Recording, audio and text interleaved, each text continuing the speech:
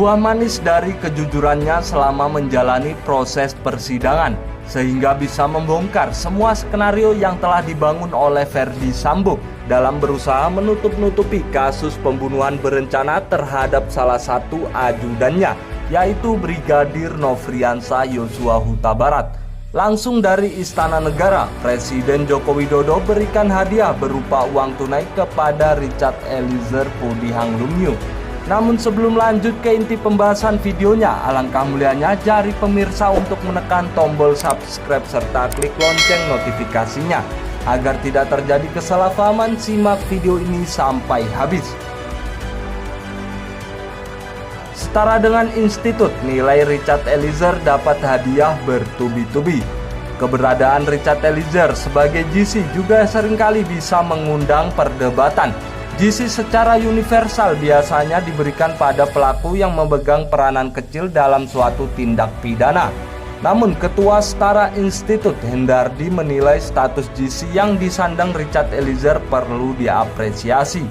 Apapun peran Eliezer, harus kita akui dia membuka kasus ini. Kotak Pandora ini menjadi lebih terang dan lebih jelas.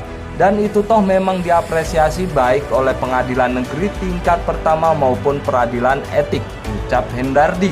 Hendardi juga menilai jika Richard Eliezer telah mendapatkan hadiah bertubi-tubi terkait perkara pembunuhan berencana Brigadir J setelah divonis 1 tahun 6 bulan penjara oleh pengadilan negeri Jakarta Selatan. Richard Eliezer juga hanya didemosi selama 1 tahun dan tidak dipecat sebagai anggota Polri atas putusan Komisi Kode Etik Polri. Hukuman etik yang sudah diterima oleh Eliezer, hukuman dan hadiah yang diterima tidak lepas dari arus utama publik yang selama ini lebih mendorong atau menganggap Eliezer tidak layak memperoleh keringanan hukuman, kata Hendardi.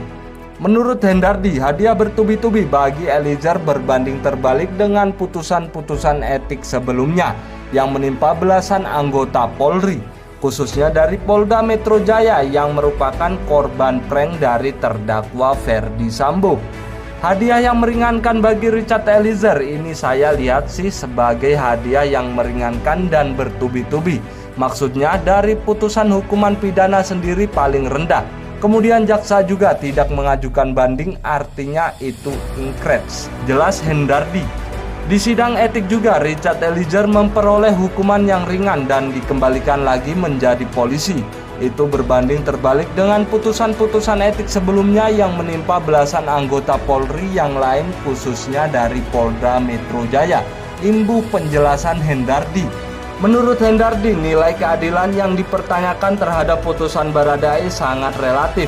Di lain sisi, institusi Polri sedang berupaya memulihkan kepercayaan publik dan hal ini dinilai berhasil oleh Hendardi.